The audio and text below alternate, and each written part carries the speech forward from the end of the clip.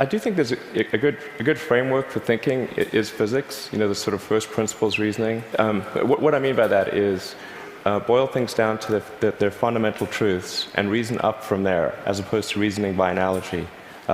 Through most of our life, we get through life by reasoning by analogy, which essentially means kind of copying what other people do with slight variations. And you have to do that, otherwise it's mentally you wouldn't be able to get through the day. But when you want to do something new, you have to apply the physics approach. Give me an example of that. Like, what's one thing that you've done that on that you feel has worked for you?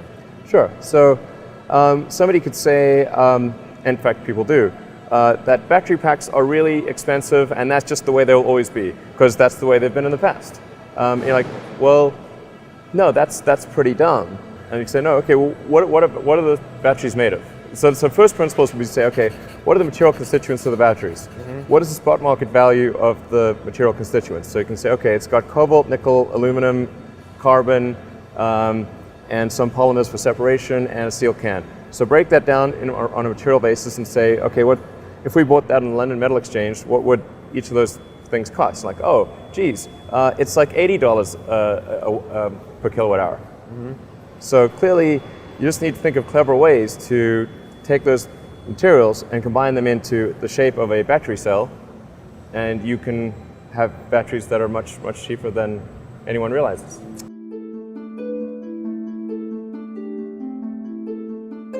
Rockets were super expensive, and the cost per pound or kilogram to orbit had actually gone up over the years, not down. So after my second or third trip back from Russia, I was like, whoa, there's got to be a way to build rockets. There's got to be a way to solve this rocket problem. I started reading a lot of books on rockets and did sort of a first principles analysis of a rocket, just broke down the materials that are in a rocket, what would it cost to buy those materials, what versus the price of the rocket, and there's a gigantic difference between the raw material cost of the rocket and the finished cost of the rocket. So there must be something wrong happening in going from the constituent atoms to the final shape. And I found that certainly to be true. And then, just in general, critical thinking is good. Examining whether you have the correct axioms, are the most applicable axioms, does the logic necessarily connect, and then what are the range of probable outcomes?